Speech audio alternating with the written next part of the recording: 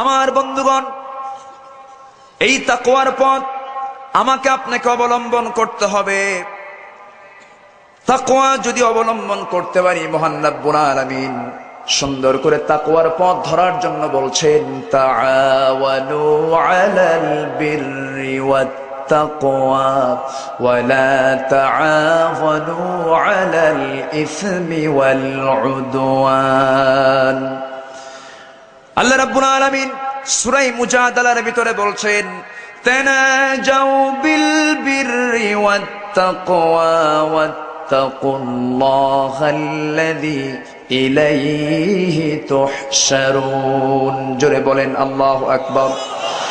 আল্লাহ রাব্বুল আলামিন আরেক জায়গায় বলছেন, বান্দারে তোমরা যে কুরবানি দাও, গরু দাও, খাসি দাও, উট দাও, দুম্বা দাও, ওই সমস্ত প্রাণীর গোশত যায় না, রক্ত আল্লাহর দরবারে পৌঁছায় না। আমার আল্লাহ বলেন, লা ইয়ানালাল্লাহু লুহুমুহা ওয়ালা দিমাউহা ওয়ালাকিন ইয়ানালুহুত তাকওয়া মিনকুম। আল্লাহর দরবারে কোনো গোশত যায় না, কোনো রক্ত পৌঁছে না, আল্লাহর কাছে পৌঁছে যায় তোমার তাকওয়া। জোরে কোন সুবহানাল্লাহ। আমার ভাইরা, তাকওয়া অবলম্বন করলে পরে তাকওয়ার সুফল হলো 7টা। তাকওয়ার সুফল কয়টা? 7টা সুফল। তাকওয়া অবলম্বন করতে পারলে পরে আমরা 7টি সফলতা অর্জন করতে পারবো। তার মধ্যে 1 নাম্বার হলো আল্লাহর রহমত লাভ করতে পারবো আমরা। আল্লাহ রাব্বুল আলামিন বলেন, ওয়াত্তাকুল্লাহা ওয়া'লামু আন্নাল্লাহা মা'আল মুত্তাকিন। জোরে বলেন আল্লাহু আকবার। আল্লাহকে ভয় করো, জেনে রেখে দিও আমার আল্লাহ মুত্তাকিদের সাথেই রয়েছেন।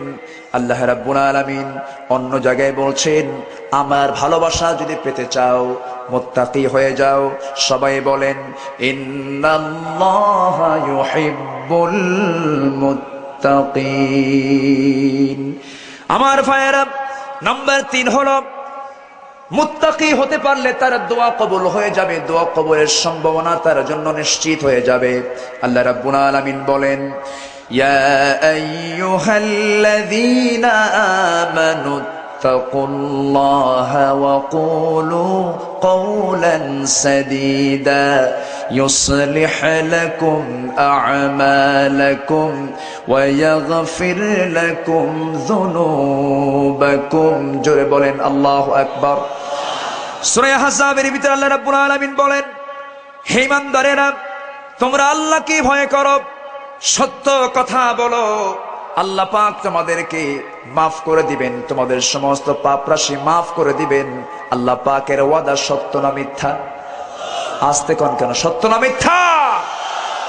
সব গুনাহ মাফ হবে তাকওয়া অর্জন করতে পারলে। জোরে বলেন সুবহানাল্লাহ। তাকওয়া অর্জন করতে পারলে নাম্বার 5 হলো আল্লাহর হেফাজতে আমরা থেকে যাব। আল্লাহ রাব্বুল আলামিন বলেন, ওয়া ইন তাসবিরু ওয়া তাত্তাকু লা ইয়াদুররুকুম কাইদুহুম শাইআ ইন্নাল্লাহা বিমা ইয়ামালুনা মুহীত। জোরে বলেন আল্লাহু আকবার। আল্লাহর কাছে যদি আমরা তাকওয়া অবলম্বন করতে পারি, আল্লাহ পাক সমস্ত ষড়যন্ত্র থেকে আমাদেরকে হেফাজত করবেন, আল্লাহ পাক আমাদেরকে নিরাপত্তা দিয়ে দিবেন। নাম্বার 5 হলো দুনিয়া আখিরাতের সুসংবাদ আমরা পেয়ে যাব এই তাকওয়া অবলম্বন করতে পারলে। আল্লাহ রাব্বুল আলামিন সূরা ইউনূসের ভিতরে বলছেন, আল্লাযীনা আমানু ওয়া কানু ইয়াত্তাকুন লাহুমুল বুশরা ফিল হায়াতিদ দুনিয়া ওয়া ফিল আখিরাতি লা তাবদীলা লিকালিমাতিল্লাহ। জোরে বলেন আল্লাহু আকবার। আমার বন্ধুগণ, নাম্বার 6 হলো তাকওয়া অবলম্বন করতে পারলে পরে আমাদের জীবনের কাঙ্ক্ষিত যে স্থান, জান্নাতের আকাঙ্ক্ষা সবার আছে না নাই? বলেন, জান্নাত কি সবাই পেতে চান? জান্নাত যদি পেতে চাই, আল্লাহ রাব্বুল আলামিন নিজে ওয়াদা করছেন, তাকওয়া যদি অবলম্বন করতে পারো আমি জান্নাত দিয়ে দেব। সূরা দুখানের মধ্যে মহান রব্বুল আলামিন বলছেন, ইন্নাল মুত্তাকিনা ফি মাকামিন আমিন ফি জান্নাতিন ওয়া উয়ুন। জোরে বলেন আল্লাহু আকবার। তাহলে মুত্তাকি হলে পরে আমাদের সফলতা না বিফলতা? আমাদের জন্য কল্যাণ না অকল্যাণ? তাহলে 7টি কাজের আদেশ। 1 নাম্বার হলো তোমরা ভয় করো যথাযথ ভাবে। কাকে? জোরে বলেন কাকে? তাকওয়ার বিপরীত দিকগুলো হচ্ছে ফরজ ত্যাগ করে ফেলা। আমাদের ভিতরে বেনামাজি আছে না নাই বলেন তো? নামাজ ত্যাগ করলে কি ফরজ থাকে? ফরজ থাকে। আচ্ছা, এরপর বান্দা কর্তৃক পাপাচার। আজকে সমাজে মুসলমান পাপ কম করে না বেশি করে? আজকে আমার দেশে নামাজি বেশি না বেনামাজি বেশি? বেনামাজি বেশি। মুসলমান বেশি না মুসলমান বেশি? মুসলমান বেশি, কিন্তু নামাজি কম। এরপর হক লঙ্ঘিত গুনাহসমূহ, এগুলো হচ্ছে তাকওয়ার সম্পূর্ণ বিপরীতমুখী কাজ। এই সমস্ত কাজগুলো থেকে যে বান্দা বিরত থাকতে পারবে, মুত্তাকি হতে পারবে, আল্লাহ পাক তার চূড়ান্ত সিদ্ধান্ত জান্নাত দিয়ে দিবেন। জোরে কোন সুবহানাল্লাহ। আরো জোরে কোন সুবহানাল্লাহ। আর সর্বশেষ যেটা, তাকওয়া অবলম্বন করতে পারলে রাসূলের প্রতি ভালোবাসা বৃদ্ধি পেয়ে যায়। জোরে কোন সুবহানাল্লাহ। নবীর প্রতি ভালোবাসার প্রয়োজন জোরে কোন আছে না নাই? কম না বেশি? কম না বেশি? আমার আপনার জীবনের চাইতে কম হতে হবে না বেশি হতে হবে? বেশি হতে হবে। রাসূলকে গালি দেয় আমার দেশের নাগরিক হয়ে, মুসলমান কি বসে থাকতে পারে? গত বছর রাসূলকে বলেছিল এক শ্রেণীর কুলাঙ্গারেরা, রাসূলকে বলেছে ছাগল মোহাম্মদ। জোরে কোন নাউজুবিল্লাহ। সরকার তাদেরকে ধরবে না। রাসূলকে বলেছে এক পত্রিকা বিড়াল মোহাম্মদ, সেই পত্রিকা আজও আছে না নাই? আছে। আর শাহবাগ মোড়ে নয়া দিগন্ত পত্রিকা পড়তেছে, ওরা ওই দলের। জোরে বলেন ঠিক কিনা? আমার বন্ধুগণ, রাসূলকে ভালোবাসতে হবে, এটা হচ্ছে ঈমানের দাবি। আল্লাহর ভালোবাসা আগে পেতে হলে রাসূলকে আগে ভালোবাসতে হবে। জোরে কোন সুবহানাল্লাহ। আয়াত সমান জানা আছে, সবাই বলেন কুল ইন কুনতুম তুহিব্বুনাল্লাহা ফাত্তাবিউনি ইউহিব্বুকুমুল্লাহু ওয়া ইয়াগফির লাকুম যুনুবাকুম ওয়াল্লাহু গফুরুর রহিম। নবী হে, তোমরা যদি আল্লাহর ভালোবাসা পেতে চাও, রাসূল বলে দিলেন তোমরা, আমি নবী, আমার তোমরা আনুগত্য করো। আমার যদি আনুগত্য করতে পারো, আল্লাহ পাক তোমার জীবনের সমস্ত পাপ রাশিগুলোকে মাফ করে দিবেন। সব গুনাহ মাফ হয়ে যাবে। শর্ত হলো রাসূলের ইত্তেবা করতে হবে, রাসূলকে জীবনের চাইতে বেশি ভালোবাসতে হবে, যেমনটি করে সাহাবায়ে কেরাম করেছেন। আমার নবীজির যখন অন্তিম সময়, রাসূল যখন মারা যাবেন, প্রচন্ড অস্থিরতা নিয়ে রাসূল শুয়ে আছেন তার ঘরের ভিতরে। আমার নবীজির একবার হুঁশ একবার বেহুশ, দুনিয়া থেকে বিদায় হয়ে যাবেন। সাহাবায়ে কেরাম তার কাছ থেকে বিদায় নিয়ে যেতেছেন। আমার নবীজি সব সাহাবীকে দেখতে পেলেন, কিন্তু একজন সাহাবীকে রাসূল সামনে দেখতে পেতেছেন না। টেনশন রাসূলের বেড়ে গেল। মনে মনে ভাবলেন, আমার আনাস, আমার খাদেম আনাসকে তো আমার চোখের সামনে দেখি না, আমার আনাস কই গেল? আমার নবীজি সাহাবায়ে কেরামকে বললেন, সাহাবীরা রে, আমার ছোট্ট আনাস, আমার খাদেম কই গেছে? তার মা আমাকে উম্মে সুলাইম দিয়ে গেছে খেদমত করার জন্য, আনাসকে তো দেখি না, আনাস কই গেল? হুজুর, আনাস অনেক দূরে পাহাড়িয়া গর্তের ভিতরে গিয়ে চোখের পানি ফেলে ফেলে কাঁদতেছে। রাসূল বললেন, তাড়াতাড়ি আনাসকে আমার চোখের সামনে নিয়ে আসো, আনাসকে না দেখলে আমার ভালো লাগতেছে না। আমার নবীজি কি দেখানোর জন্য ওমর ফারুক রাদিয়াল্লাহু তাআলা আনহু হযরত আনাস রাদিয়াল্লাহু তাআলা আনহুকে সেখান থেকে ধরে আনা হলো, রাসূলের সামনে দাঁড় করিয়ে দেওয়া হলো। রাসূল বলছেন, আনাস, আমার চোখের সামনে থেকে তুমি দূরে দূরে চলো কেন? কি হয়েছে তোমার? আমি কি তোমার কোনো হক নষ্ট করেছি নাকি? আমি তোমাকে কষ্ট দিয়ে থাকলে পরে আমারে মাফ করে দিও। হযরত আনাস কাদা কাদা কণ্ঠে বলছেন, ইয়া রাসূলুল্লাহি, আপনার মৃত্যুর যে কষ্ট হতেছে, আপনার মৃত্যুর যে যন্ত্রণা হতেছে, আমি এই দৃশ্য সহ্য করতে পারতেছি না হুজুর। আমি আপনার মাত্র 10 বছর খেদমত করলাম, আমি খেদমত করে তৃপ্তি পাই নাই। আমার মনে হয় আপনার যুগের পর যুগ বাঁচেন, আমি আনাস, আমি আপনার খেদমত করে করে যাই। আমার নবীজি এই কথা শোনার পরে বলছেন, আনাস রে, মৃত্যুর যন্ত্রণা থেকে কেউ তো রেহাই পাবে না। যার মৃত্যু যে সময়টা হবে, 1 সেকেন্ড আগেও হবে না, পরেও হবে না। আনাস, আমি বুঝি দুনিয়া থেকে বিদায় হয়ে যাব, কারণ মৃত্যুর যন্ত্রণা শুরু হয়ে গেছে, আমি দুনিয়া থেকে বিদায় হয়ে যাব আনাস রে। তবে আনাস, তুই আমার প্রতি যে প্রেম দেখালি, যে ভালোবাসা দেখালি আনাস, আমি তোর জন্য দোয়া করি। আমি যখন দুনিয়া থেকে বিদায় হয়ে যাব, বিদায় হয়ে যাওয়ার পর জান্নাতের ভিতরে আমার অন্য কোনো খাদেম থাকবে না। দুনিয়ার জিন্দেগিতে আনাস তুই আমার খাদেম ছিলি, জান্নাতের ভিতরেও তুই আমার খাদেমই থেকে যাবি। যেরকম সুবহানাল্লাহ। নবীর ভালোবাসার প্রয়োজন যেরকম আছে না নাই? আছে। উহুদের ময়দানে রাসূলকে টার্গেট করেছে সমস্ত কাফের বেঈমানেরা। 4.5 লক্ষ মসজিদের এই দেশে, লাখ লাখ উলামার এই দেশে আলেমদেরকে ফাঁসি দেওয়ার ষড়যন্ত্র করছেন। এদেশের তাওহীদি জনতা হাতে যা যা আছে সবকিছু নিয়ে বের হয়ে যাবে।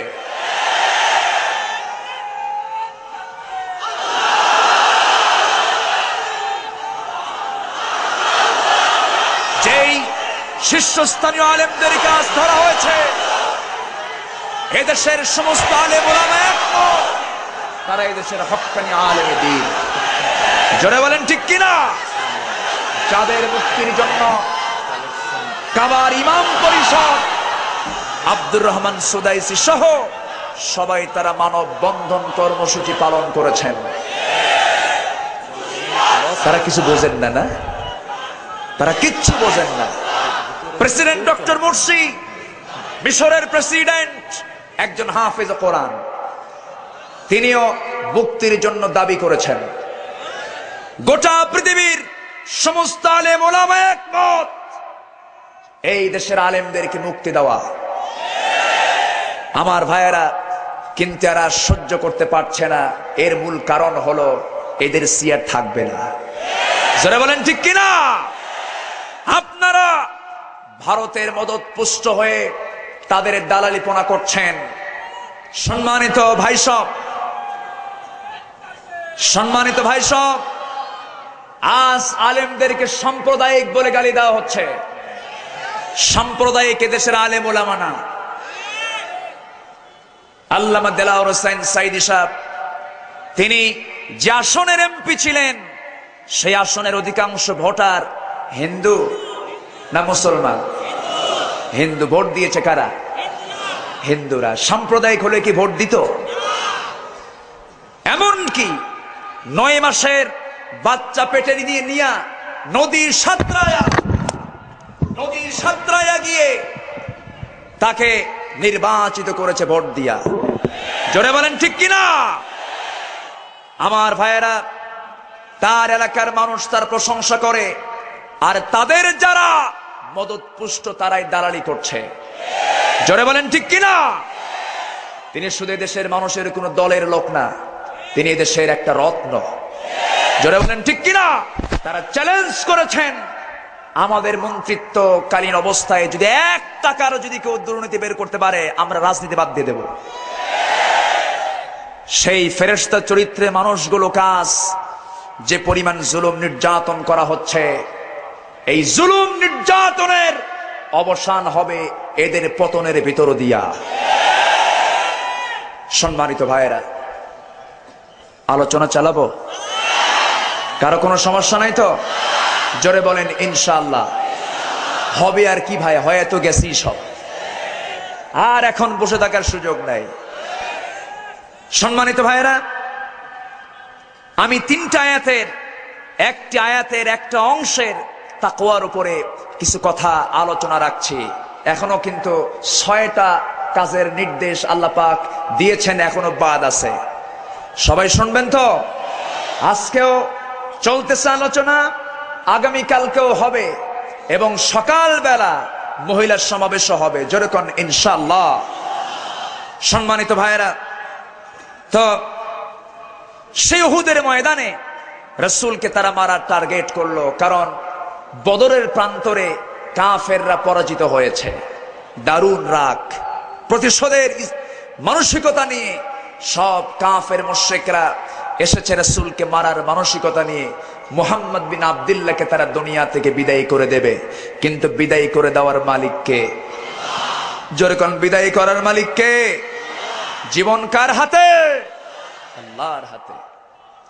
আমার বন্ধুগণ, উহুদের ময়দানে রাসূল করিম সাল্লাল্লাহু আলাইহি সাল্লামকে দুনিয়া থেকে বিদায় করার মানসিকতা নিয়ে যখন তারা রওনা করেছে, রাসূলকে এক পর্যায়ে তারা ধরেই ফেললো, নবীজিকে ধরাশয়ী করে ফেললো তারা। এক পর্যায়ে রাসূল আর টিকতেই পারলেন না, 5 জন কাফের রাসূলকে আঘাত করা শুরু করলো। একজন কাফের নবীজির কপাল বরাবর মেরে দিল, একটা পাথর এসে লাগলো কপালের ভিতরে, চিকন মাথার হেলমেটের চিকন লোহা বিদ্ধ হয়ে গেল। আরেকজন কাফের গালে যখন মেরে দিল, শিরস্ত্রাণের চিকন লোহা বিদ্ধ হয়ে গেল। আরেকজন কাফের নবীজির মুখ যেতে পাথর মেরে দিল, নবীজির সুন্দর সুন্দর 2টি দাঁত সঙ্গে সঙ্গে ঝরে পড়ে গেল। একই মুখের ভিতরে 3টে ইনজুরি যখন হয়ে গেল, নবীজি আর নিজেকে আর রাখতে পারলেন না, দাঁড়ায়া থাকতে পারলেন না, আর সামলাতে পারলেন না। চরম আহত হয়ে মুখ থুবড়ে জমিনে পড়ে গেলেন। এইদিকে কাফেররা গুজব রটিয়ে দিয়েছে, কুতিলা মুহাম্মদ, মুহাম্মদ দুনিয়া থেকে বিদায় হয়ে গেছে, নাউজুবিল্লাহ। এই সংবাদ চতুর্দিকে ছড়ে গেল, মদিনার আনাচে কানাচে ছড়িয়ে গেল। উহুদের ময়দান মদিনার কাছাকাছি একটা জায়গা। আমার বন্ধুগণ, হযরতে হানজালা জিহাদের ময়দানে আসতে পারেন নাই। যুবক মানুষ, রাত্রিবেলা স্ত্রী সহবাস করেছেন। ফজরের সময় গোসল করার জন্য তিনি হাম্মামখানায় ঢুকেছেন, গোসল করবেন। এমন সময় তার কানে চলে আসলো রাসূল দুনিয়া থেকে বিদায় হয়েছেন। গোসলের পানিও ঢেলেছেন মাথায়, ফরজ গোসল করবেন, ফরজ গোসলটা বাদ দিলেন, ফজর নামাজ বাদ দিলেন। দুইটাই কিন্তু ফরজ। 2 ফরজকে বাদ দিয়ে আসল ফরজ জিহাদের ময়দানে তিনি রওনা করলেন। আসল ফরজ কোনটা? এখন কিন্তু আসল ফরজ জিহাদের ময়দান। জোরে বলেন ঠিক কিনা? যারা দরবারের ভিতরে বসে থেকে, খানকার ভিতরে বসে থেকে তাসবিহ জপতেছেন, মনে রাখবেন, আজ বসে থাকলে আপনারা কালকে মুনাফিকের পরিচয় দিয়ে দিবেন। ওয়াইন সামা ওয়া সাল্লাল্লাহু জাআমা মুসলিম। যদি কেউ নামাজ পড়ে, রোজা রাখে, হজ করে, যাকাত দেয়, যদি সে বলে আমি মুসলমান, আল্লাহ বলেন সেই ইসলামী আন্দোলন না করার কারণে সে জাহান্নামে যাবে। জোরে বলেন ঠিক কিনা? ইসলামী আন্দোলন করা কি?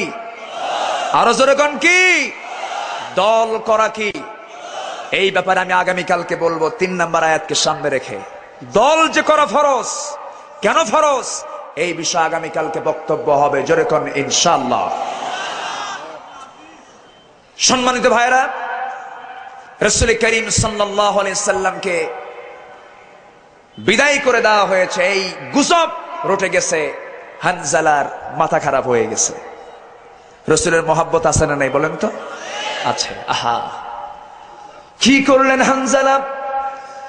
গোসল বাদ দিয়ে দিলেন, ফজর নামাজ বাদ দিয়ে দিলেন। স্ত্রীকে ডেকে বলছেন, স্ত্রী গো, তরবারি আমার হাতে উঠায়া দাও, আমার জন্য দোয়া করো, এই দেখে জানি আমার জীবনের শেষ দেখার এই স্ত্রী, আমাকে বিদায় দিয়ে দাও। আমি আমার নাকের ভিতরে জান্নাতের গন্ধ পেতেছি। রাসূল শূন্য দুনিয়ার জিন্দেগিতে হানজালার বাঁচার আর কোনো শখ নাই। হযরতে হানজালা উহুদের ময়দানে রওনা করলেন, উহুদ যুদ্ধের দিকে রওনা করলেন। যুদ্ধ শুরু হয়ে গেছে। যুদ্ধ করতে করতে হানজালা দুনিয়া থেকে বিদায় হয়ে গেলেন। বিদায় হয়ে যাওয়ার পর এইদিকে আমার নবীজিতে চরম আহত হয়েছেন। নবীর পাশে কেউ নাই, নবীজি মুখ থুবড়ে পড়ে আছেন। এমন সময় আশারে মুবাশশিরের একজন সাহাবী তালহা বিন উবাইদুল্লাহ রাদিয়াল্লাহু তাআলা আনহু আমার নবীজিকে এমন অবস্থা দেখে নবীজির সামনে এসে, অনেক লম্বা মানুষ তালহা ছিলেন, নবীজিকে কোলের মধ্যে উঠায় নিয়ে ঘাড়ে করে রাসূলকে নিয়ে যাচ্ছেন নিরাপদ আশ্রয়ের দিকে। এমন সময় কাফেররা অনুমান করলো মুহাম্মদ বিন আব্দুল্লাহ তো দুনিয়া থেকে বিদায় হয় নাই, রাসূলকে মারার জন্য তরবারি চালায়। তালহা একটা তরবারি রাসূলের গায়ে লাগাতে দেন না। তরবারির খোঁচা দিয়া তালহার শরীর ক্ষত বিক্ষত হয়ে গেল, রক্তে রঞ্জিত তালহা হয়ে গেলেন। হযরত তালহা শেষ পর্যন্ত রাসূলকে লাগাতে দিলেন না কোনো আঘাত। সব আঘাতগুলো তালহার গায়ে এসে লাগলো। নবীজিকে নিরাপদ জায়গায় শুয়ে দেওয়ার পর রাসূল দেখতে পেলেন তালহার শরীর থেকে ক্ষত স্থান থেকে রক্তগুলো দর দর করে পড়ছে। রাসূল বললেন, ফালয়ানজুর ইলা শাহীদিন, যদি তোমরা কেউ আমার জীবন্ত শহীদকে দেখতে চাও, যে দুনিয়া থেকে বিদায় না হওয়ার পূর্বেই শহীদের মর্যাদা পেয়েছে, সেই হলো আমার তালহা বিন উবাইদুল্লাহ। দেখো, আমাকে বাঁচাতে গিয়া তার শরীরটা ক্ষত বিক্ষত করে দিয়েছে। জোরে কোন সুবহানাল্লাহ। হযরত হানজালার শাহাদাত বরণ হয়ে গেল। উহুদের ময়দানে আমার নবীজির মাথায় ব্যান্ডেজ লাগানো, নবীজির সুন্দর দুটি দাঁত পড়ে গেছে। নবীজি শক্ত খাবার খেতে পারছেন না, নবীজি ভালো করে কথা বলতে পারছেন না, কথাগুলো স্লিপ হয়ে যাচ্ছে। সামনের দুটি দাঁত পড়ে গেলে কিন্তু কথাও কিন্তু অস্পষ্ট হয়ে যায়। নবীজি ভালো করে কথা বলতে পারতেছেন না। সাহাবে কেরামদের ভিতরে ৭০ জন সাহাবী দুনিয়া থেকে বিদায় হয়ে গেলেন। সবার জানাজাগুলো নবীজি পড়ায়া দিচ্ছেন। জানাজা শেষ হয়ে গেল, কিন্তু তন্ন তন্ন করে খোঁজা হতেছে, হানজালার লাশ খুঁজে পাওয়া যায় না। হযরত হানজালার স্ত্রী এসে বলছেন, ইয়া রাসূলুল্লাহ, হানজালার আমার স্বামী দুনিয়া থেকে যদি বিদায় হয়ে যান, তার ফরজ গোসল সম্পূর্ণ করায় দেওয়ার ব্যবস্থা করবেন, কারণ ফরজ গোসল তার কিন্তু এখনো বাদ আছে। আমার নবী আরো পেরেশান হয়ে গেলেন, অপেক্ষা করতে লাগলেন, কোথাও তার লাশ খুঁজে পাওয়া যায় না। কিছুক্ষণ পর জিবরাইল আলাইহিস সালাতু ওয়াস সালাম সংবাদ দিচ্ছেন, ইয়া রাসূলুল্লাহ, হানজালা দুনিয়া থেকে শহীদ হয়ে বিদায় হয়ে গেছে। তার ফরজ গোসল সম্পন্ন করানোর জন্য সম্মানিত ফেরেশতা বৃন্দ সব জান্নাতের মধ্যে নিয়ে যে হাউজে কাউসারের পানি দিয়ে তার ফরজ গোসল সম্পন্ন করায় দিতেছে। আমার নবীজি খুব খুশি হলেন, আনন্দ প্রকাশ করলেন। নবীজির চেহারায় হাসির ঝিলিক বের হয়ে গেল। কিছুক্ষণ পর তার লাশ ফেরেশতারা কাঁধে বহন করে নিয়ে আসলেন উহুদের ময়দানে। আমার নবীজি জানাজা পড়ায় দিলেন। জানাজা পড়ানোর পরে দেখলেন হানজালার চুল দিয়া বেহেশতের লম্বা লম্বা চুল দিয়ে বেহেশতের পানিগুলো টপ টপ করে পড়ছে। রাসূল বললেন, সাহাবীরা রে, তোমরা যদি কোনো সাহাবীর চুল থেকে বেহেশতের পানি যদি পড়তে দেখতে চাও, আমার হানজালার দিকে চেয়ে দেখো, বেহেশতের পানিগুলো এখনো টপ টপ করে পড়তেছে। জোরে কোন সুবহানাল্লাহ। ইসলাম ফুল সজ্জার উপরে আসে নাই, ইসলাম এসেছে বাধা বিপত্তির ভিতর দিয়া। রাসূলের মিষ্টি মিষ্টি সুন্নত এখন আদায়ের সময় নাই, এখন রাসূলের পাকা পাকা সুন্নত আদায়ের সময় এসেছে। জোরে বলেন ঠিক কিনা? রাসূলের জীবনের সবচেয়ে বড় 5 প্রিয় সুন্নত হলো, 1 নম্বর গালি গালাজ শোনা। গালি শুনতে হবে। রাসূল গালি শোনেন নাই? রাসূল শুনেছেন, গালি শুনেছেন। রাসূলকে বলা হয়েছে জাদুঘর, রাসূলকে বলা হয়েছে কবি। এত সুন্দর করে কবিতা বলে কেমনে? নাউজুবিল্লাহ কবেন না? কোরআন কি রাসূলের? কোরআন কার?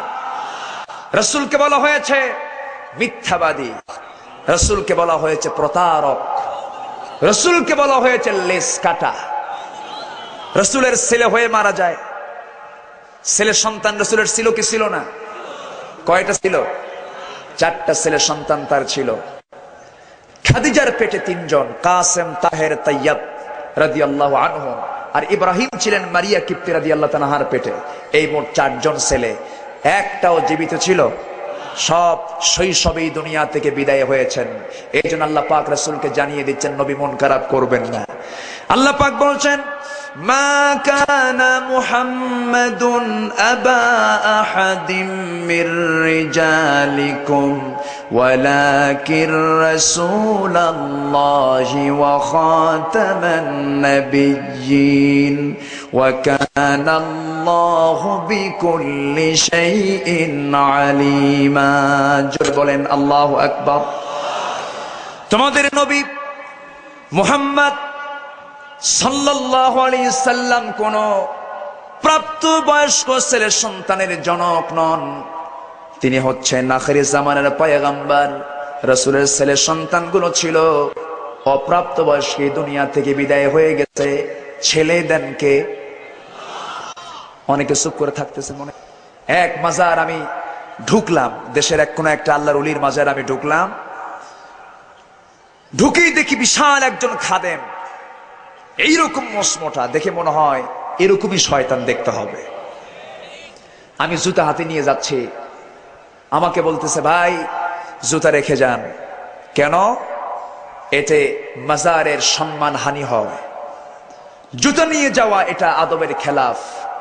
আমি তারে বললাম ঠিক আছে জুতা আমি রেখে যাচ্ছি, কিন্তু জুতা কিন্তু আপনাকে দেখতে হবে, গ্যারান্টি নাই। যখন কইছে গ্যারান্টি নাই তখন বললাম তুমি তো চোর। জোরে বলেন ঠিক কিনা? মাজারের যে সমস্ত খাদেম গুলো আজকে আছে অধিকাংশই নামাজি না বেনামাজি? ইসলাম ক্ষমতায় আসলে বলে এদেরকে ধরে জেলখানায় নিয়া মোষ কাইটা ফেলে এদেরকে নামাজি বানানো হতো। জোরে বলেন ঠিক কিনা? ওই সমস্ত ভণ্ড বাবার পিছনে গিয়ে বলে বাবা বাবা একটা বাচ্চা দিবা। ও কি বাচ্চা দেওয়ার মহাজন? হ্যাঁ, ও কি মহাজন বাচ্চা দেওয়ার? বাচ্চা দেবেন কে? আস্তে বাচ্চা দেবেন কে? ছেলে দেন কে? মেয়ে দেন কে? দেন না কে? দোষ কার? আল্লাহর। দোষ আল্লাহর না? ওয়াজ শুনে এগুলোই বুঝতেছেন। ফয়সালা কার? যেরকম ফয়সালা কার? আল্লাহ পাকের। সন্তান ছেলে হলেও খুশি, মেয়ে হলেও না হলেও দুষ্ট গরুর চাইতে শূন্য গোয়াল ভালো। যে ছেলের ঘরের ভিতরে ঢুকে বালিশ টান দিলি পিস্তল বের হয়, ওই বাচ্চার দরকার আছে? দরকার নাই। আজ ছেলে সন্তান মেয়ে সন্তানকে কেন্দ্র করে কিছু কিছু স্বামী আছে বউকে হুমকিও মারে, এই যে মেয়ে হচ্ছে বারবার বিয়ে কিন্তু আরেকটা করব, এরকম আছে না নাই? পাবনায় মনে হয় নাই? আছে, পাবনায় আছে। হুমকি মারে। সন্তান ছেলে হোক মেয়ে হোক এ তো কোনো বিষয় না। এগুলো নিয়ে যারা মূর্খতা, এটা হচ্ছে চরম মূর্খতা। এগুলো একজন মানুষ এগুলো চিন্তায় আনতে পারে না। এগুলো তো মানুষের কোনো হাত নাই, এগুলো সব নিয়ন্ত্রণ কার? কার নিয়ন্ত্রণ? আল্লাহ পাক। রাসূল ছেলের বাপ না মেয়ের বাপ? ছেলের বাপ না মেয়ের বাপ?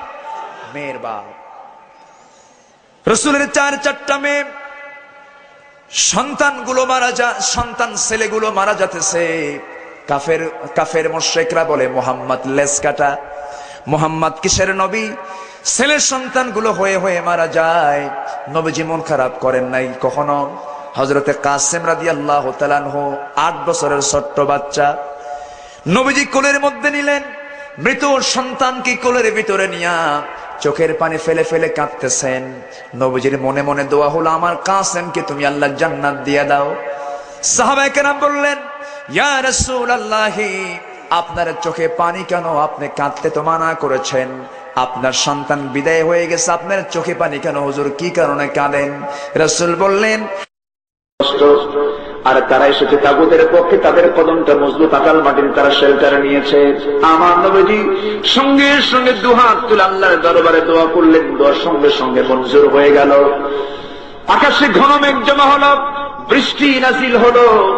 যখন বালুর মাটিতে যখন পানি পড়ে, বৃষ্টির পানি পড়ে মনে হয় নরম হয়, কি হয়? শক্ত হয়ে গেল। আর আঠাল মাটিতে পানি পড়লো আরো শক্ত হয়ে গেল মনে হয়। পিচ্ছিল হয়ে গেল। যুদ্ধের সূচনা শুরু হয়ে গেল। সাহাবীরা সতেজ মন নিয়ে যুদ্ধ শুরু করে দিলেন। সেই বদর যুদ্ধে 70 জন কাফের দুনিয়া থেকে বিদায় হয়ে গেল। মুসলমানদের 14 জন সাহাবী দুনিয়া থেকে বিদায় হয়ে গেলেন। সেই যুদ্ধের ময়দানে ছোট্ট 2টা বাচ্চাও যুদ্ধ করতে আসে। তাদের টার্গেট হল আবু জেহেল। তাদের টার্গেট কি? আবু জেহেল। ছোট্ট 2টা বাচ্চা জিহাদের ময়দানে দাঁড়ানো এক সাহাবী আব্দুল্লাহ ইবনে মাসউদকে ডাক দিয়ে বলতেছে, চাচা আব্দুল্লাহ, আমরা নাম শুনেছি আবু জেহেল নাকি রাসূলকে খুব কষ্ট দিত, সেই লোকটা কি আমাদের কিছু দেখায় দাও। আব্দুল্লাহ থমকে দাঁড়ায় বলতেছে, তোমরা ছোট্ট মানুষ, তোমরা তার সঙ্গে কেমনে মোকাবেলা করবে, একটু আমাদের চিনায় দেন, দেখেন কিভাবে খাইয়া ফেলি। আল্লাহু আকবার বলে।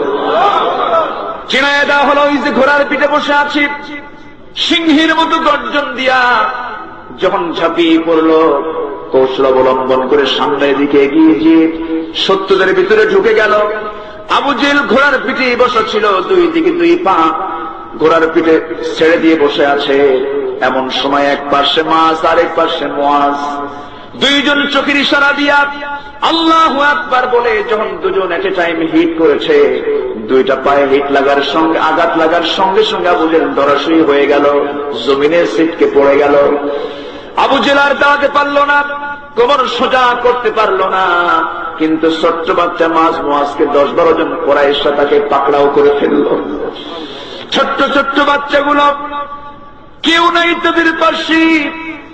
10-12 জন কাফেররা যখন চতুর্দিকে ঘেরাও করে ফেলল, সবার ঘাড়ের তলে পড়ে আছে।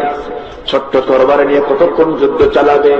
বড় ভাই যখন তরবারি চালায়, পিছন দিক থেকে একজন কাফের এসে তার ডান বাহুতে মেরে দিল। এক আঘাতে তার ডান হাতটা চামড়ার সঙ্গে ঝুলতে লাগলো। বাম হাতে তরবারি নিয়ে নিলেন, জানমাল কেমনে দেয় দেখে। বাম হাতে তরবারি নিয়ে যুদ্ধ করতে করতে ঝুলন্ত হাত চামড়ার সঙ্গে ঝুলতেছে। সেই হাতটা বাম হাতে এসে বাড়ি লাগে, পায়ের তলে হাতটা রেখে টান মারলেন, হাত ছিটকে পড়ে গেল। বাম হাতে যুদ্ধ করে করে বাম হাতও কাফিররা পিছন দিক থেকে কেটে ফেলে দিল। হাত পা কেটে ফেলে দিয়ে মস্তকটাকে বিচ্ছিন্ন করে দিল। মাস দুনিয়া থেকে বিদায় হয়ে প্রমাণ করে দেখায় দিলেন, জানমাল এমন করেই দিতে হয়। যেরকম সুবহানাল্লাহ। মুতার যুদ্ধের কথা কে না জানেন? মুতার যুদ্ধের ডাক চলে এলো। সেই সমস্ত সৈন্যের মোকাবেলা করতে হবে যারা প্রশিক্ষিত সৈন্য, রোমান সৈন্য 1 লক্ষ। তার বিপরীতে মুসলমানদেরকে রাসূল দাঁড় করেন মাত্র 3000। মনে খুব একটা কম বেশি না? আল্লাহু আকবার বলেন। আর যেরকম আল্লাহু আকবার। 1 লক্ষ সৈন্যের বিরুদ্ধে 3000 সৈন্যকে রেডি করলেন। রাসূল 3 জনকে তার মাঝ থেকে ডাক দিলেন, যায়েদ এদিকে আসো, জাফর এইদিকে আসো, আব্দুল্লাহ বিন রাওহা এদিকে আসো। ও যায়েদ, আমার পরে পুত্র, তুমি হলে 1 নম্বর সেনাপতি। জাফর, তুমি হলে 2 নম্বর সেনাপতি। আব্দুল্লাহ বিন রাওহা, তুমি হলে 3 নম্বর সেনাপতি। এই 3 জনকে যখন পরিচয় করে দেওয়া হলো, সঙ্গে সঙ্গে মুনাফিকরাও সক্রিয় হয়ে গেল। পিছন দিক থেকে সে বলছে, যায়েদ রে, জাফর, আবু তালেব, আব্দুল্লাহ বিন রাওহা যুদ্ধে যায়ও না, কারণ সেনাপতি 1 জন হয়, 3 জন হয় না, তোমরা কিন্তু 3টাই মরে যাবা। এই 3 জন সেনাপতি সিংহের মতো গর্জন দিয়ে বলছেন, মুনাফিকরা, যতই বিপদগামী করার চেষ্টা করো না কেন, কারণ আমরা 3 জনই নাকের ভিতরে জান্নাতের সুঘ্রাণ পেয়ে গেছি। যেরকম সুবহানাল্লাহ। মুনাফিক সেই যুগেও ছিল, এখন আছে না নাই? মিছিলে যাইও না, গুলি খাবা। মিছিল করতে যাও না, ককটেল খাবার, এই জাতীয় কথা যারা বলে তারাই হলো মুনাফিকের বাচ্চা। যারা বলেন ঠিক কিনা? আমার বন্ধুগণ, রাসূল 3 জনকে ডাক দিয়ে বললেন, যায়েদ, তোমার পরিবারের সঙ্গে সাক্ষাতের প্রয়োজন থাকলে যেতে পারো। যায়েদ বলছেন, ইয়া রাসূলুল্লাহ, যাওয়ার কই, যাওয়ার তোমার জায়গা নাই, ছোট্টবেলায় আপনার কাছে এসেছি, আমার যাওয়ার কোনো দরকার নেই, আপনি আমার জন্য দোয়া করে দেন। জাফর, তুমি আমার চাচাতো ভাই, যাও পরিবারের কাছ থেকে বিদায় নিয়ে আসো। বাড়িতে চলে গেলেন, শান্ত মাথায় ঘরের মধ্যে ঢুকলেন। ঘরের মধ্যে ঢুকে কথা বলতে বলতে বলছেন স্ত্রীকে ডেকে, স্ত্রী গো, আমার জন্য দোয়া করো, আমি তোমার কাছ থেকে চিরদিনের জন্য বিদায় নিতে এসেছি। স্ত্রী বলছেন, কেন, কি হয়েছে? মুতার যুদ্ধের ডাক এসেছে, তুমি আমার জন্য দোয়া করো, আল্লাহ যেন আমাকে শহীদ হিসেবে মঞ্জুর করে নেন। স্ত্রী বলছে, স্বামী গো, এমন দোয়া করতে পারবো না, কারণ এই সত্য সত্য দুইটা বাচ্চা এতিম হয়ে যাবে। এই 3 বাচ্চার জন্য আমি আপনার জন্য আজকে শহীদের দোয়া করব না, আমি আপনার জন্য গাজীর দোয়া করব। এমন সময় জাফর খেপে গিয়ে তরবারিটা বের করলেন, হাত থেকে কোষমুক্ত করলেন, উল্টা দিক দিয়া স্ত্রী গায়ে হাত করলেন, বললেন, স্ত্রী গো, হাত কাটছে নাকি? না, কাটে নাই। কেন কাটলো না? উল্টা দিকে মেরেছেন। উল্টা দিকে তরবারি মারলে যেমন হাত কাটে না, আমার জন্য আজকে যত উল্টা দোয়া করো কোনো কাজ হবে না, কারণ আমি নিশ্চিত আমি শহীদ হয়ে যাব, কারণ নাকের মধ্যে জান্নাতের গন্ধ পেয়ে গেছি। কিছু না বলে সন্তান দুইটার মাথায় হাত বুলায় দিলেন চিরদিনের জন্য। হাত বুলায় দিয়া আল্লাহর কাছে দোয়া করে বলছেন, আল্লাহ গো, আমার সন্তানের জিম্মাদার কাউকে বানালাম না, তুমি আল্লাহ আমার সন্তানের জিম্মাদার হয়ে যাও। সন্তানগুলোকে রেখে স্ত্রীর কাছ থেকে চিরতরে বিদায় নিয়ে রওনা দিলেন জিহাদের ময়দানে। তৃতীয় সেনাপতি আব্দুল্লাহ বিন রাওহাকে বললেন, যাও আব্দুল্লাহ, বিদায় নিয়ে আসো। দুপুরবেলা বিয়ে করেছেন, সন্ধ্যাবেলায় জিহাদের ডাক এসেছে। দুপুরবেলা সমস্ত আত্মীয় স্বজন বাড়িতে ভরপুর, মিষ্টি বিতরণ চলছিল। হাতে রং লাগানো সাহাবী আব্দুল্লাহ বিন রাওহা রাত্রিবেলা বাসর রাত, সন্ধ্যার সময় ঘরের মধ্যে না ঢুকে দরজার সামনে দাঁড়ালেন, উঠানে দাঁড়ায় স্ত্রীকে বলছেন, স্ত্রী দরজা খুলো না, ঘরের মধ্যেই থাকো, আমি তোমাকে দেখতেও আসি নাই, শুধু কথা বলতে এসেছে, তুমি আমাকে বিদায় দিয়ে দাও, মোটার যুদ্ধে আমি যেন শহীদ আল্লাহর জান্নাতে যেতে পারি। স্ত্রী বলছেন, আল্লাহর কসম, একটু ভিতরে আসুন, সময় কেমন করবো না, আপনি মুজাহিদ, আমি আপনার সময়টা নষ্ট করবো না, শুধু একটাবার আপনাকে দেখতে চাই, যেন কাল কিয়ামতের কঠিন ময়দানে অসংখ্য লোকের মাঝে যেন আপনার চেহারাটা আমি আপনার স্ত্রী হয়ে চিনে নিতে পারি। এমন কথা বলার সঙ্গে সঙ্গে আব্দুল্লাহ আবেগ আপ্লুত হয়ে বলছেন, স্ত্রী গো, এমন নেক নিয়োজিত হয়ে থাকে, কাল কিয়ামতের সেই কণ্ঠকে কীর্ণ ময়দানে অসংখ্য লোকের মাঝে পরিচয় করে দেওয়ার দায়িত্ব আমার আল্লাহ নিজে নিয়ে নেবেন। সুবহানাল্লাহ। আমার নবীজি এই প্রিয় সাহাবী স্ত্রীর সঙ্গে সাক্ষাৎ না করে যুদ্ধের ময়দানে ঝাঁপিয়ে পড়লেন। প্রথম সেনাপতি শহীদ, দ্বিতীয় সেনাপতিও শহীদ, কালেমার জান্নাত আব্দুল্লাহ বিন রাওহা নিয়ে নিলেন। কাফেররা তার হাত পা কেটে ফেলে দিল, মস্তকটা বিচ্ছিন্ন করলো, কিন্তু একটা বারের মতো আল্লাহর কালেমার ঝান্ডা জমিনে ফেলতে দিলেন না। মুখে কামড় মেরে আছেন, সেই কামড় মারা সেই কালেমার জান্নাত আসমান মুখে হয়ে আছে। পরবর্তী সেনাপতি খালিদ বিন ওয়ালিদ 250 বেশি যুদ্ধ করেছেন, কোন যুদ্ধে তার পরাজয় হয় নাই। আল্লাহু আকবার। এই খালিদ বিন ওয়ালিদ ঝান্ডা আসমানমুখী দেখে ছুটে চলে এসে দেখেন খণ্ডিত মস্তক পড়ে আছে আব্দুল্লাহ বিন রাওহা। কালেমার জান্নাতের মধ্যে নিতে গিয়ে দেখেন কামড় মেরে শক্ত মেরে ধরে আছেন। শক্ত কামড়ে ধরে থাকার কারণে কালিমার জান্নাতের মধ্যে আসে না। কানের মধ্যে মুখ লাগায় বলছেন, ভাই আব্দুল্লাহ, আগে গোলাম খালিদ বিন ওয়ালিদ আমারে ছেড়ে দে। কালিমার জান্নাত মুখটা হা হয়ে গেল, কালিমার জান্নাতের মধ্যে এনে নিলেন আল্লাহর জমিনে দিন কায়েমের জন্য, ইসলামী রাষ্ট্র গঠন করার জন্য। খালিদ বিন ওয়ালিদ কি করলেন? কালিমার জান্নাতের মধ্যে নিয়ে 3000 সাহাবীদেরকে সামনে নিয়ে কয়েকটা গ্রুপ করলেন। খালিদ বিন ওয়ালিদ একটা গ্রুপের নেতৃত্ব দিলেন।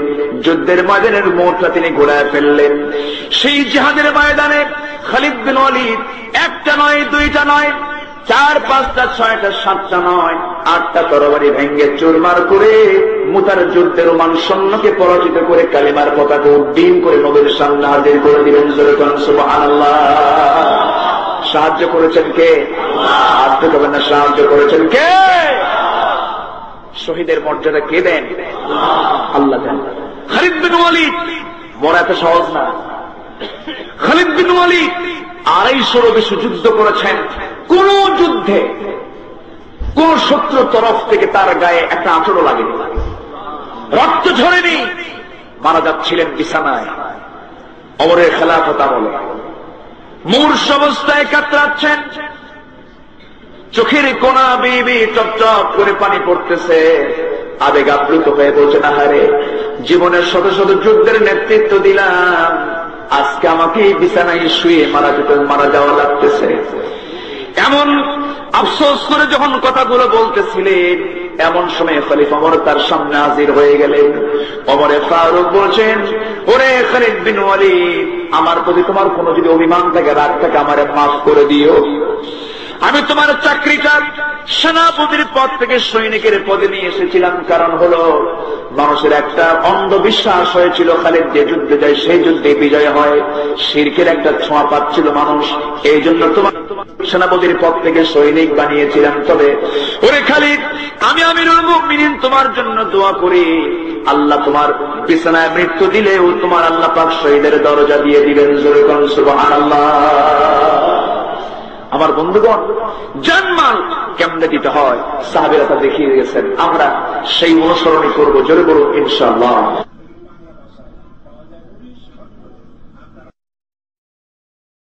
এমন একটা কাজ তোমরা করবে, যেই কাজটা করলে পরে জাহান্নামের আগুন থেকে আমি তোমাদেরকে বাঁচাইয়া দেব। আল্লাহ রাব্বুল আলামিন বলছেন, ইয়া আইয়ুহাল্লাযীনা আমানু হাল আদুল্লুকুম আলা তিজারাতিন তুজিকুম মিন আযাবিন আলীম। হাল আদুল্লুকুম, আমি কি তোমাদের কেমন একটা বিষয়ের সংবাদ দেব না, যেই বিষয়টা, যে ব্যবসাটা করলে পরে আলা তিজারাতিন, এমন একটা বিজনেসের কথা বলবো না, যেই বিজনেসে তোমরা যদি বিজনেসে জড়িয়ে পড়তে পারো, আল্লাহ পাক তোমাকে জাহান্নামের আগুন থেকে নিষ্কৃতি দিয়ে দেবেন। আল্লাহ পাক তোমার জন্য সুন্দর জান্নাতের দরজা তোমার জন্য খুলে খুলে দিবে। এই কথা কে বলছেন? আবার জবাবটাও দিচ্ছেন কে? আল্লাহ পাক পরবর্তীতে আয়াতে আল্লাহ পাক তার জবাবও দিচ্ছেন। তো 8টা জান্নাতের 1 নম্বর যে জান্নাত, সেই জান্নাতের নাম কি বলেন তো? জান্নাতুল ফেরদাউস। আমরা কোন জান্নাত চাই, 8 নম্বর না 1 নম্বর? সবাই কিন্তু বলেন না।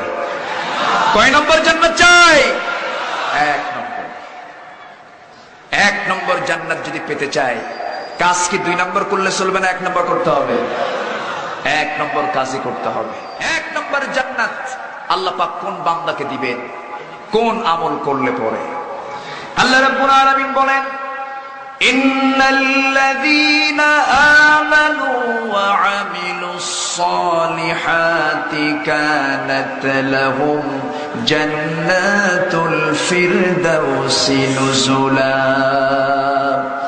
খালিদিনা ফিহা লা ইয়াবগুনা আনহা হিওয়ালা। জোরে বলেন আল্লাহু আকবার।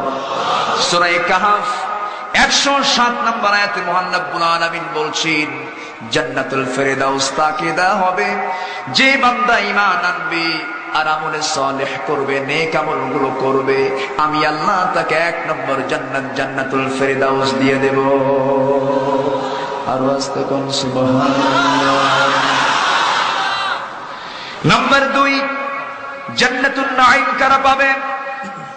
জান্নাতুন নাঈম কার জন্য বরাদ্দ আল্লাহ রাব্বুল আলামিন সুন্দর করে সূরা ওয়াকিয়ার মধ্যে বলছেন, ওয়াস-সাবিকুনাস সাবিকুনা উলাইকাল মুকাররাবুন ফি জান্নাতিন নাঈমিন সুল্লাতুম মিনাল আউয়ালিন। জোরে বলেন আল্লাহু আকবার।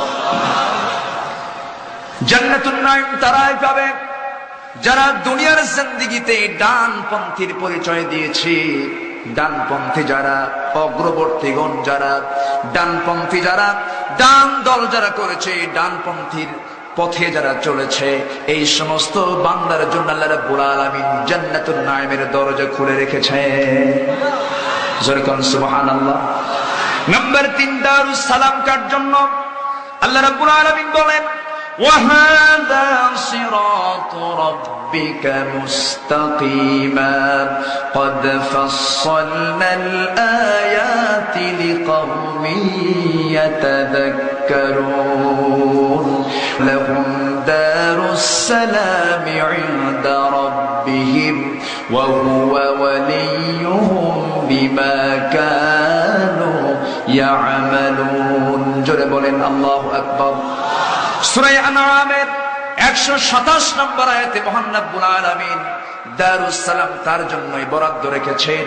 আল্লাহ বলছেন, যারা এই দুনিয়ার জিন্দেগিতে হাজারো পথ তার সামনে খোলা রাখার পরেও যে বান্দা সিরাতুল মুস্তাকিমকে ধরেছে, সিরাতুল মুস্তাকিমের পথে যে বান্দা অটল থেকেছে, আমি আল্লাহ তাকে দারুস সালাম নামক জান্নাত খুলে দেব।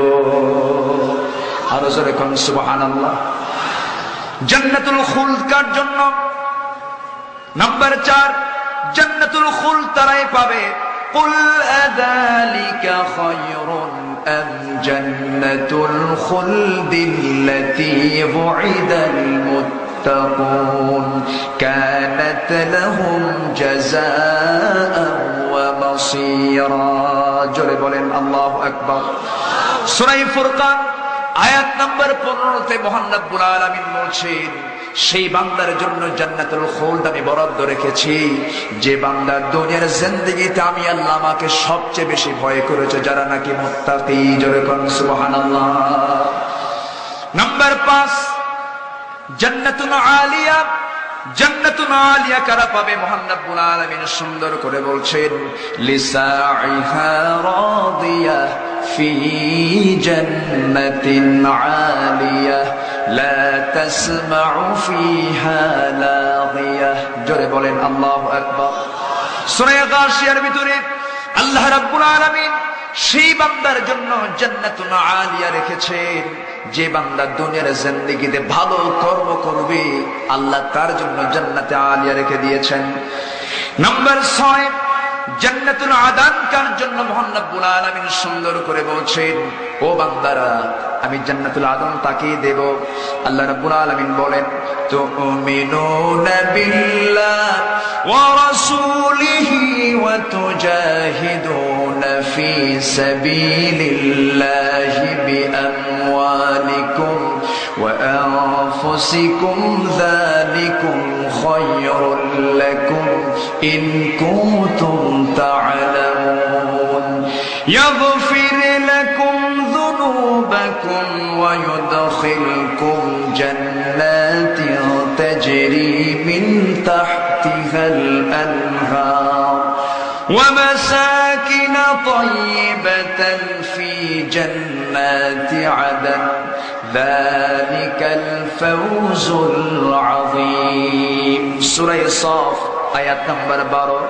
আল্লাহ বলছেন, তোমরা যদি আল্লাহর পথে যদি জিহাদ করতে পারো, জিহাদে যদি তোমরা বিজয়ী হও অথবা পরাজিত হয়ে যাও, আমি তোমাদের কেমন একটা জান্নাত দেব, যেই জান্নাতের নাম হবে জান্নাতে আদান। আর সেই জান্নাতের তলদেশ দিয়া নদীর ঝর্ণা আল্লাহ রাব্বুল আলামিন প্রবাহ করবেন। যেরকম সুবহানাল্লাহ। যার তলদেশ দিয়ে পানি প্রবাহিত হবে। জান্নাতের ভিতরে আল্লাহ পাক 4টা নহর রাখবেন, 4টা নদী রাখবেন। সেই জায়গায় মধুর নহর থাকবে, দুধের নহর থাকবে, শরাবের নহর থাকবে, স্বচ্ছ পানির নহর থাকবে। যেরকম সুবহানাল্লাহ। আল্লাহ রাব্বুল আলামিন জান্নাতের 4 নহর কি কি আল্লাহ রাব্বুল আলামিন সুন্দর করে বলেন, মাসালুল জান্নাতিল্লাতী বুইদাল মুত্তাকুন ফিহা আনহারুম মিন মাইন গায়রি আসিন وأنهار من لبن لم يتغير طعمه وأنهار من خمر لذة للشاربين وأنهار من عسل مصفى ولهم فيها من كل الثمرات ومغفرة من ربهم جربوا الله أكبر الله رب العالمين সেই জায়গায় পানির নহর রাখবেন, দুধের নহর রাখবেন, মধুর নহর রাখবেন, শরাবের নহর রাখবেন। আমার ভাইরা, দুনিয়ার কোনো পচা শরাব সেখানে পাওয়া যাবে না। এমন শরাব পান করবে বান্দা, জীবনী শক্তি, যৌবনী শক্তি ডাবল ডাবল হয়ে যাবে। আরো আস্তে কোন সুবহানাল্লাহ। জান্নাত চান, আবার সুবহানাল্লাহ তো আস্তে পক্ষে, একটু জোরে কোন না সুবহানাল্লাহ। সর্বশেষ যে জান্নাতি, তাকে দেওয়া হবে 10টা পৃথিবীর মতো একটা জান্নাত। জান্নাতের একটা কোড়া রাখার জায়গা, বেত্রদণ্ড রাখার জায়গা হবে। মাউদিউ সাওতিন ফিল জান্নাহ খায়রুম মিনাদ দুনিয়া ওয়া মা ফিহা। জান্নাতের একটা কোড়া রাখার জায়গা হবে, দুনিয়া এবং দুনিয়ার ভিতরে যা কিছু আছে তার চেয়ে সবচেয়ে বেশি দামি। যেরকম সুবহানাল্লাহ, তার চেয়ে দামি হবে।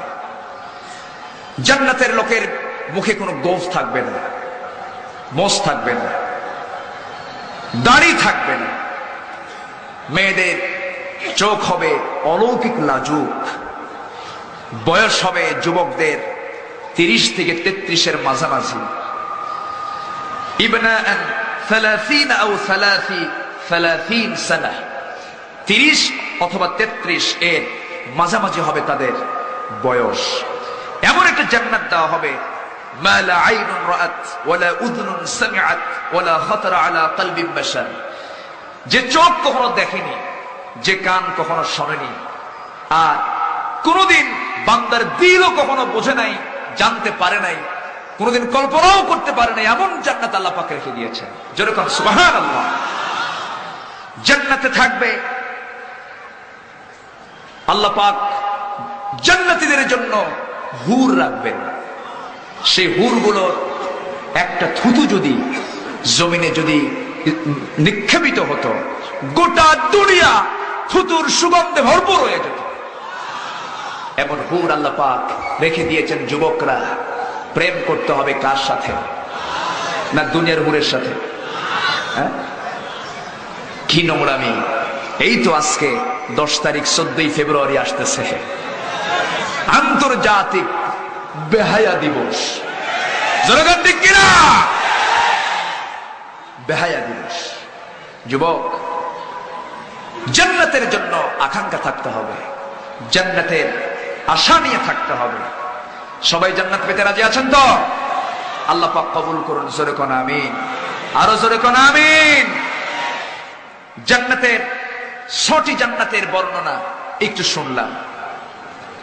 7 নম্বর জান্নাত, জান্নাতে মাওয়া। আল্লাহ রাব্বুল আলামিন বলেন ওয়ালাকাদ রাআহু নাযলাতান উখরা ইনদা সিদরাতিল মুনতাহা ইনদাহা জান্নাতুল মাওয়া। জোরে বলেন আল্লাহু আকবার। আল্লাহ রাব্বুল আলামিন অন্য জায়গায় আবার বলছেন وَأَمَّا مَنْ خَافَ مَقَامَ رَبِّهِ وَنَهَى النَّفْسَ عَنِ الْهَوَى فَإِنَّ الْجَنَّةَ هِيَ الْمَأْوَى। যার দিলের ভিতরে আল্লাহর ভয় ইস্তেকামাত হয়ে যাবে, আর প্রবৃত্তির অনুসরণ থেকে যে বান্দা নিজেকে পরহেজ রাখবে, প্রবৃত্তি তো ভালো কিছু চায় না, প্রথম চান্সে খারাপ কিছু চায়। ওয়াহদিরাতিল আনফুসিশ শুহা, অন্তর তো সংকীর্ণ। যে বান্দা নফসের দাসত্ব না করে আল্লাহর দাসত্বে যে বান্দা নিজেকে প্রবৃত্ত করে, সে আল্লাহর দিকে ঝুঁকে নেয়, সেই বান্দার জন্য মহান রব্বুল আলামিন জান্নাতে মাওয়া বরাদ্দ রেখেছেন। জোরে কোন সুবহানাল্লাহ। এরপরে দারুল কারার কার জন্য আল্লাহ রাব্বুল আলামিন সুন্দর করে বলছেন ইয়া কওমি ইন্নামা হাযিহিল হায়াতুদ দুনিয়া ওয়া ইন্নাল আখিরাতা হিয়া দারুল কারার। জোরে বলেন আল্লাহু আকবার। দারুল কারার কারা পাবে?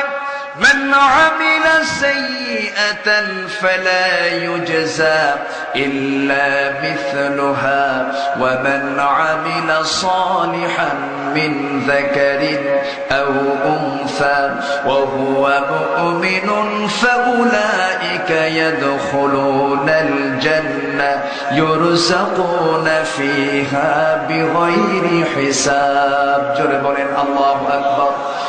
الله رب العالمين দারুল কারার রেখেছেন। যারা মুমিন, যারা আমলে সালেহ করবে তাদের জন্য দারুল কারার রেখে দিয়েছেন। সৎকর্ম করলে আর মুমিনের যদি সবগুলো গুণ যদি অর্জন করতে পারে, আল্লাহ পাক তার জন্য দারুল কারার রেখে দিয়েছেন। জোরে কোন সুবহানাল্লাহ। দুনিয়া চাই না জান্নাত চাই? আজ থেকে মানে দুনিয়া চাই না, জান্নাত চাই। জান্নাত যদি পেতে চাই দুনিয়া ছাড়তে হবে। দুনিয়ার মোহ, দুনিয়ার আকর্ষণকে বিকর্ষণ করে দিতে হবে। দুনিয়ার লোভ জীবন থেকে দূরে রাখতে হবে। লোভটাকে নিজের কাছে নিয়ে আসা যাবে না।